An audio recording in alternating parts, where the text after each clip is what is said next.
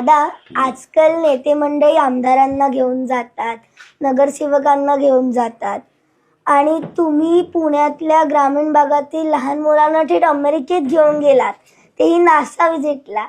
हे कसं काय? बेटा काय झालंय, जिल्हा वार्षिक योजना म्हणजे डीपीडीसी असतं, त्या डीपीडीसी मध्ये आपण जिल्ह्यातल्या वेगवेगळ्या विकास कामं त्या ठिकाणी करू शकतो. नासा एक जागतिक पातळीवरची महत्वाची संस्था आहे. गोरगरिबांच्या मुलांना, हुशार मुलं परंतु जिल्हा परिषदेच्या शाळेमध्ये शिकणारी आणि गोरगरिबांची ती मुलं काही परदेशामध्ये जाऊ शकत नाही, कारण लोकांची आर्थिक परिस्थिती त्यांच्या आई वडिलांची नसते. ह्या मुलांना जर लहानपणी त्यांचे जे बुद्धिमान आहेत त्यांचं सिलेक्शन आम्ही करतो आणि त्यांना पाठवतो. आता 25ची बॅच आपण पाठवलेली आहे आणि त्यांना तिथं गेल्यानंतर नासा म्हणजे काय, जगात काय चालतं, कशा पद्धतीनं चालतं, एक कॉन्फिडन्स त्यांना येतो. तो येण्याच्या करता आपण ते पाठवलं, असं आपण केलं.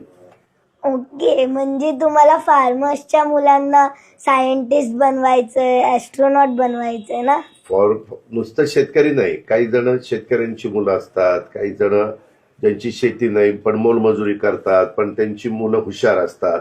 अशी गोरगरिबांची मुलं की जे कधी पण हे विद्यार्थी दशेमध्ये परदेशात गेले नसतील, अशा मुलांना तिथं पाठवायचं आणि मग त्यांनी त्यांच्या बुद्धिमत्तेचा आणखीन चांगला वापर केला तर उद्याचे ते जबाबदार नागरिक होऊ शकतात, सायंटिस्ट होऊ शकतात.